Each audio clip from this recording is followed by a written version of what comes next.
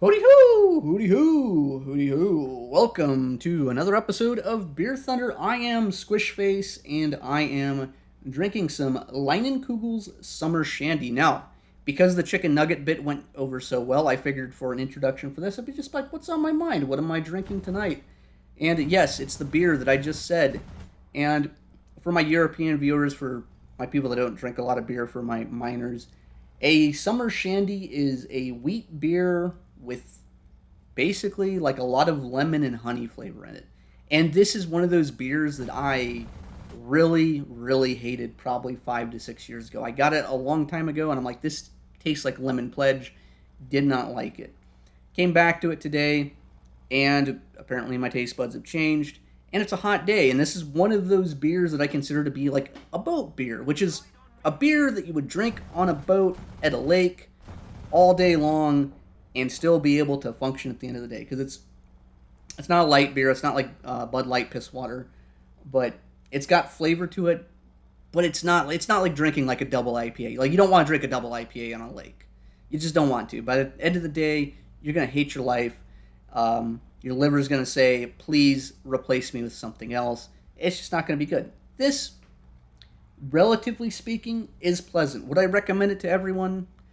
Not really. I think this might be kind of like the same thing of like how Americans like root beer and Europeans, for them, it tastes like cough syrup because in Europe, the flavor of root beer is the flavor for cough syrup, and then like in the United States, the flavor for like really awful cherry is like the flavor for cough syrup. So it might be like, would I recommend it? Yes, but it comes with that caveat of like you might hate it because the first time I tried it, I hated it and was like, I'm never going to try this again.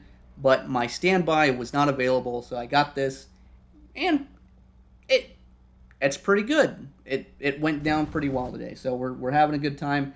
And speaking of a good time and doing good things, we're gonna be talking about the Enigma list that has came out for suggestions to improve sim. Because to preface this, I have to explain kind of what's going on so that everyone has like a fully informed opinion. Because I think that story might be more interesting than probably the suggestion list itself and my reaction to it.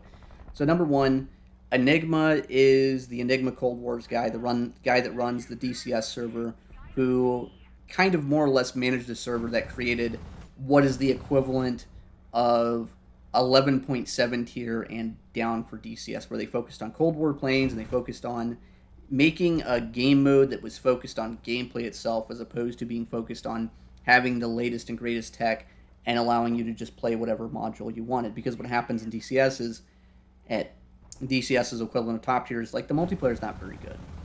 Fox 3 multiplayer is just it's not very good. A lot of people don't like it. They don't like the balance of it. It's basically kind of like the same thing we have now in War Thunder top tier, but they did it first, so it's not for everyone. Some people, yes, will chime in like, oh yes, I really like the Growling Sidewinder spam ram experience. Like, okay, cool, that's fine. I've played it. I didn't really care for it. I understand where he's coming from. He made a game mode though. He made the game mode that he wanted, and he played the game mode that he wanted, and they did like a whole bunch of stuff in DCS. And by and large, the DCS community, people that are into DCS, the thing that they recommend is like, hey, you bought the wrong module, you bought the F-16C, so you can't play the Cold War server, so you're not going to have a good multiplayer DCS experience. Okay, that's fine. I'm not switching to DCS, I'm not doing anything like that right now, but he went out, he made a game mode that he wanted to play, that people wanted to play, and has a following. Recently, he gave up that server, and he's transitioned to War Thunder and IL-2 for the most part, from what I can tell. I'm not completely up to date. I don't have this guy like in my DMs every day. I'm not in a voice call or anything like that. I'm just interpolating the videos that I can see based on a couple conversations I've had with him. Nothing like super in depth. He's transitioned to War Thunder. He's transitioned to IL-2, which is odd because War Thunder content creators have kind of moved the opposite direction. Wingling Dragon is now doing more DCS stuff, more IL-2 stuff, and doing a lot less War Thunder stuff. Crab Nation is in the same boat where he's doing more Destiny 2 streaming.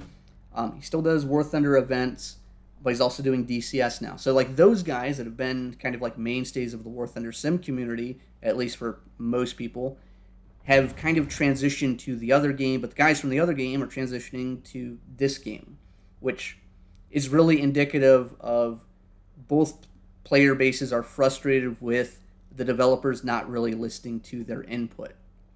because more or less the reason that Crab and Wing have stepped back, at least according to them, at least according to the stuff they post on the Discord, is basically the suggestions that they were making to Gaijin were not even being like listened to in the content creator Discord or whatever version of that exists somewhere. And because they weren't being listened to, they didn't really think that the game had like a future. At the same time, Enigma coming over is probably a little bit more nuanced. Probably has a little bit to do with the Razbam and the other guys, Eagle Dynamics, kind of feud with each other, and probably just has to do with like general frustration with that game too, because both games don't necessarily do multiplayer all that well. There's flaws in DCS, there's flaws in War Thunder, but Enigma has came over and he's trying to use like his clout, use his following to make a list of suggestions to give to the developers because apparently he has a deal with them. And it might just be the standard content creator deal. Like, yeah, cool, you get some free GE and you promote the game on your YouTube and we let you fly the new planes for free. It might be something like that. It might be something more in-depth. I don't know. I haven't really asked. I'm just kind of like picking up on kind of like small hints. With that being said, what has Enigma done is he's created this list and it's going to get forwarded to the Gaijin developers. Now, personally, from my perspective, I don't think it goes anywhere. I think it goes to the developers and then it goes in the paper shredder because that is what has happened in the past. The Wingling Dragon and Crab Nation's like main points that they have brought up in the CC Discord, from what I can understand, from what has been related to me, without like sharing screenshots or violating like a non-disclosure agreement, is basically the implication is they wanted to change the sim economy away from the useful actions thing. And they have brought that up constantly, consistently for basically 2 years straight, and it has not been changed. At the same time, they're not the first people to do this. Prizzy, whatever, however you say it in Polish or Scandinavian or whatever the language is, did the War Thunder Sim Discord. They did a whole entire open letter from the Sim community about changing the game away from the useful actions economy because the useful actions economy was a net negative to the progress and viability of people that actually want to play the mode. Basically, what the useful actions economy did is made it so that playing the game more and not doing incredibly well made it unprofitable. So you have to go play a different game mode, stockpile your SL to then go and play what you want. And Gaijin never listened to this. And Gaijin has been very bad at listening to like its player base. A good example of this is like the only effective action that the player base has been able to take has been through like the War Thunder's player union. The review bombing actually did get us the roadmap, did get us some substantial changes. So for as much as I like to make fun of the terrible takes that comes out of that sector of Reddit, out of the War Thunder's player union, they were actually able to get something done.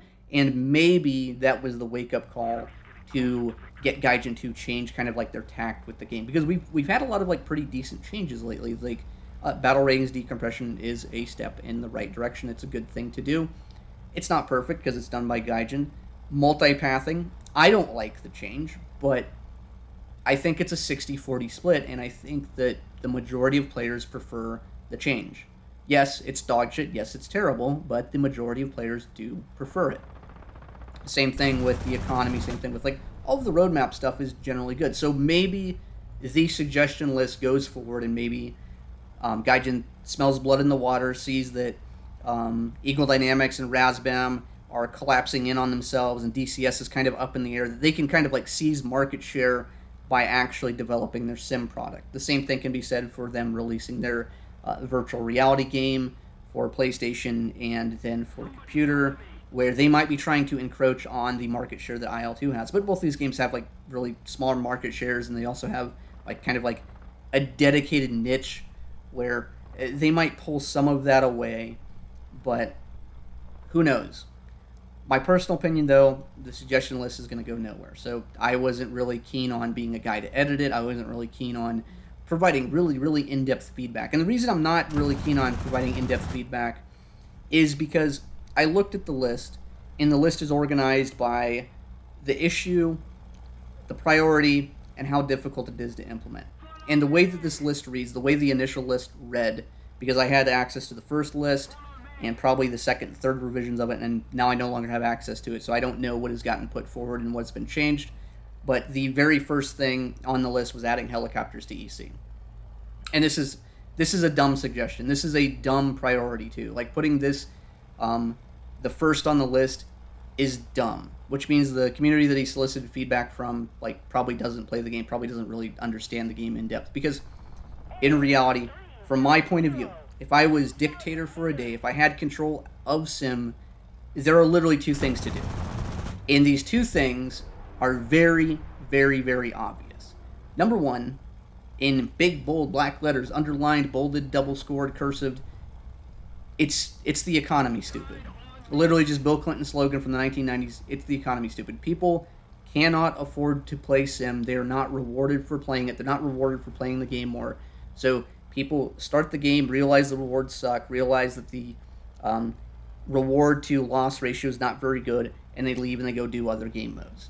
So you can't really set the hook and then keep people hooked with like rewards or keep them hooked with like equitable gameplay. That is a hard problem to solve because the reason Gaijin hasn't solved the problem is presumably because their statistics say that we're all earning pretty good stuff in comparison to the average. I don't know. Like there is a reason behind that. That is a messy thing to solve. But more so than that, the other problem with Sim is that Sim EC, the way that it's structured right now, is the equivalent of a McMansion. So what is a McMansion? So if you're not from the United States, you don't know what a McMansion is. A McMansion is one of these big cookie-cutter houses that looks really good on a very small lot. It's very large, and it's a status symbol when it's brand new. It looks good from the road. It looks good when the paint is fresh. But once you step inside, once you get closer, it looks a lot worse. You realize that the materials are flimsy, the stuff barely works. It's basically the housing equivalent of like a Tesla Cybertruck. It looks massive. It looks entertaining. It looks good, or at least unique, because I'm not going to say the Cybertruck looks good. And then you actually dive into the problems. You're like, holy fuck, this thing's a piece of shit. And that's the problem with EC right now, is because in EC, you have a game mode that basically got probably about 60% of the way through development, and then the guy that was single-handedly developing it basically said, I can't be bothered to do this anymore. It's not working correctly. I don't care. I'm going to go do something else. I don't know exactly the story, but there is no developer that actually works specifically on Enduring Confrontation, which means the game itself, if you play the maps, you're going to notice a lot of really, really jarring bugs. And by themselves, they're not all game-breaking or anything like that, but once you add them together, you have a game mode that's not working as intended. So, for instance, when you play subsonic jets, sometimes you end up with supersonic air targets. How do you chase down supersonic air targets in a subsonic jet? So you get a destroy bombers objective, and you need to go destroy them, but they're flying away from you, and they're flying faster than you'll ever get. You can't do it. Same thing with, like, you play maps, you're on the United States side, and you see a MiG-21 rushes on the enemy side, and you shoot the MiG-21, it's a friendly kill. And it's a friendly kill because the AI doesn't match up to the side. Stuff like that. Small things, but there's also, like, bigger things. Automatic ticket bleed. So, like, planes take off from the airfield, they crash into the side of the hill, they forget how to take off, and you get hit with automatic ticket bleed. Same thing with basic mechanics of, like, hey, one side gets objectives that automatically complete themselves, or objectives that favor one side over the other. Like, you get to escort the bombers mission, and then they fly over the enemy airfield, and they all get shot out of the sky. That objective completes itself. It's all of these small issues that add into a Sim EC experience that actually doesn't work. Another thing, Denmark, you got the boats. You frag the boats, and you're supposed to, like, capture the point. Well, guess what? You don't capture the point. You frag the boats, and it doesn't matter. Like, stuff like that. Just make the game mode as it currently exists work as intended. Those are literally the two things that have to happen before you do anything else. And that was my biggest key point that I made to Enigma, and I was very, very unequivocal about it. I'm like, basically, like, looked at the list, I'm like, hey, this priority list is fucking dumb. Like, fix the stuff that is easily fixable first, that will make the game mode play the way it's intended and fix the economy. Those are the two things you need to do to keep players hooked into the game mode. Everything else is completely secondary.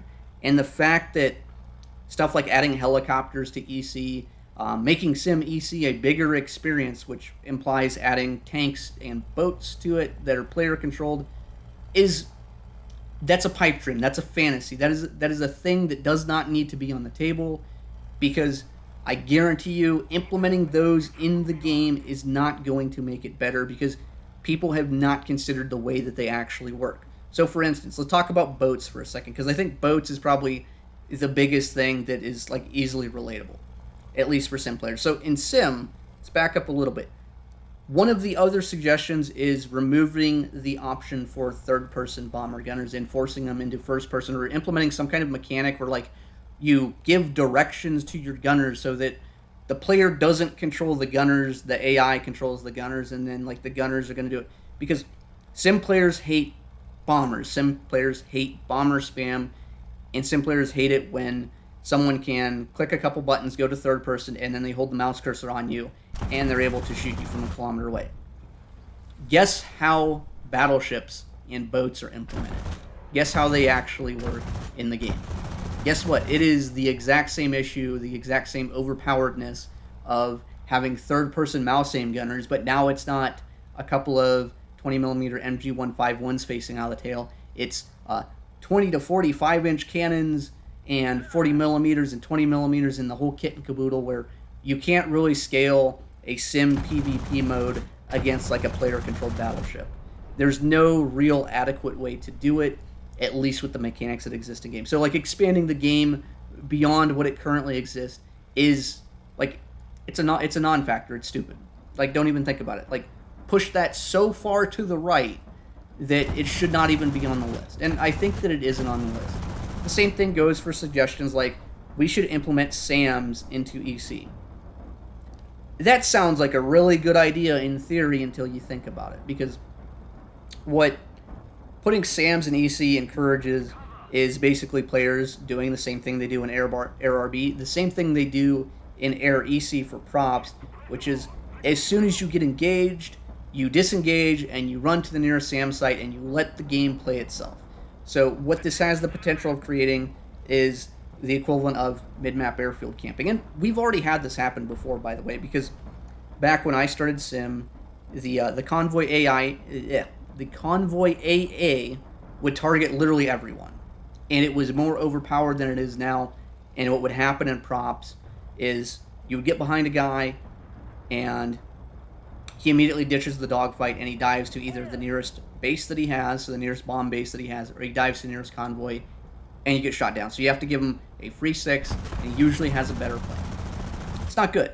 It's not good. It's not fun. Letting the game play the PvP for you is not a fun mechanic for anyone that actually wants to play PvP. And this is also why I've been really adamant of like, if you want to refine PvE mechanics, there needs to be a PvE game mode so the PvE aspect can stand on its own accord, as opposed to shoehorning a bunch of new stuff into the game and then doing it poorly and building on a bad foundation, because presumably if adding helicopters to EC and not fixing everything else is the priority, you're going to have the same game mode but worse. And helicopters in themselves are also problematic, because you have helicopters with 16 IR missiles that have both forms of IRCCM. They have the clamping seeker head IRCCM of the R73, and they have the track suspension of the AIM-9M, which means, in effect, some guy can take a helicopter and he can LARP as a SAM site, and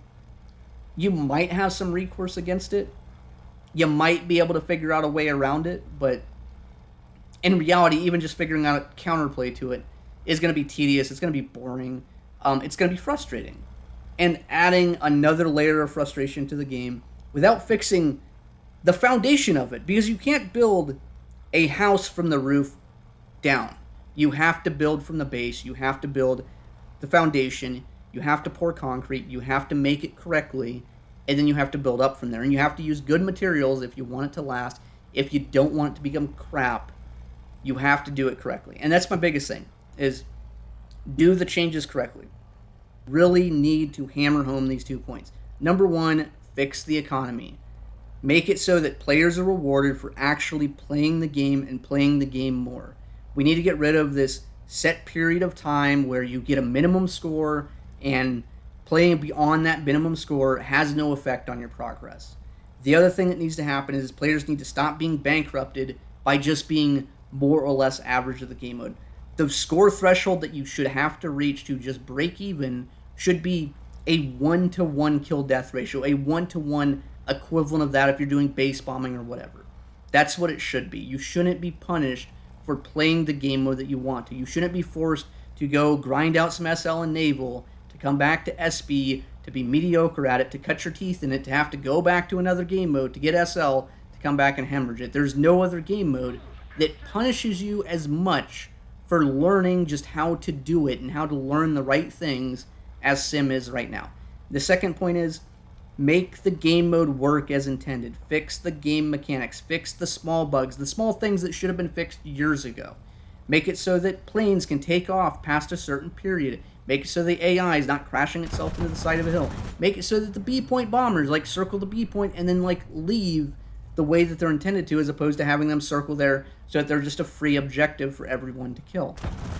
Make the game mode, make the mechanics actually work. That's the second thing. Those are the only two things that need to happen before any of these other suggestions are even considered. And that's my key point. I think that this list is a good idea, but it is going to be wishful thinking. It's probably going to be longer than needed, and it's going to dilute the importance of just making the first two changes. Fix the economy, because it is the economy, stupid, and then fix the game mode so that the designer's intention is actually somewhat met. Right now, the way the game mode exists, you don't have a foundation to build on. You can't build on a foundation made of sawdust and dog shit. It's not going to work. You're going to park your double wide on it, it's going to sink in the sawdust and dog shit, and guess what? It's going to be sawdust and dog shit. Which is why I'm saying, hey, fuck battleships. Fuck bigger maps. Fuck AWACS. Fuck GCI. Fuck data link. Fix the economy. Fix the way the game works. Then consider all the other bullshit. Anyways, that's the video. There you go. There you go. I said it. Video out.